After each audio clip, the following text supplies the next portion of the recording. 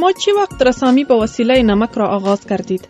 من رسامی را سابق هم میکردم وقت از مکتب هم همراه نمک چند 3 سال پیش در یوتیوب سعی میکردم ویدیو را فکر کردم که مام یکم رسمای خود پردم در یوتیوب و من خوش کردم نمک از خاطر نمک یک چیز بسیار ساده است و زیر دست است. همیشه چند رسم کردم نمیرفتم شروع شد دیگه باز رسم پشت رسم مردم نشته میکرد میخواست که دیگر رسم مثلا فرمایش میکردن رنگ و رنگ رسما رو و میرفتم شروع شد. در افغانستان یک نوع طرز دید در مورد هنرمندان وجود دارد و آن این که آنها در کنار علاقمندی به رسامی به خاطر به دست آوردن پول به پیشه های دیگر نیز را می آورند. آیا موافق هستید؟ من فکر میکنم که هر رسام باید که رسامیش نانش بده به حساب.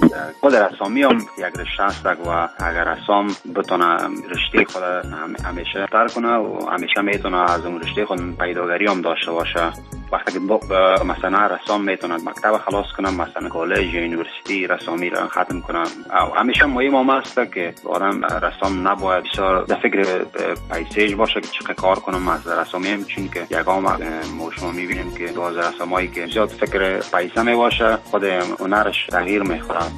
قدر یعنی رسامی میتونه بهترین چیز باشه و میتونه آدم خود نان بده از رسمای خود، اما همیشه آدم باید پیدا کنه اندازه پیسه و اندازه هنرش که یکیش راه دیگر نگیره. آیا گاهی نمایشگاهی را برگزار کرده اید و یا تنها از طریق ویدیو رسامی خود را به نمایش میگذارید؟ من همیشه رسما را دانه میکنم و وقتی که ویدیو ثبت شد یگان مثلا فیلم کوتاه کردم، موزیک آمد شد بالا زود یوتیوب پلش مندازم و ما هیچ وقت نکردیم رسم در پیشری مردم، چون که اولش خود یک ویدیو رسم کردن از وقت میگیرن از 1 ساعت تا چندین ساعت و ما فکر نمیکنم که به مردم بسیار دلچسب میباشه بشینن همراه من تا آخر رسم. از اون خاطر ما ویدیو که رسم کردم تنها باز کوتاهش کردم وقتش تا 3 دقیقه بعد از یوتیوب که بندازم، به این صورت یک ذره دلچسب میباشه مردم نمیتونی مثلا مردم متوجه بسازی برای 2-3 ساعت. چگونه میخواهید با استفاده از هنرتان در بازسازی افغانستان سهم بگیرید؟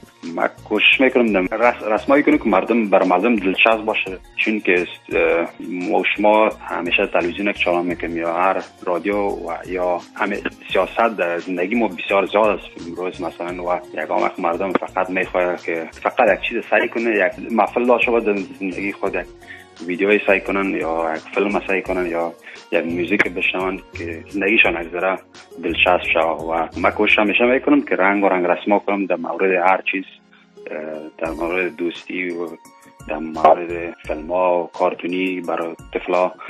و یک از دختر افغان که شربت و گلا که یک از مشهورترین رسم در ژورنال نیشنال گرافیک بود 2 سال پیش ما تصمیم گرفتم که ما رسم میکنم و رسمش کردم و مردم بسیار خوش کرده بود رسم، چون که بسیار مردم در هر کشور میشناسه دختره.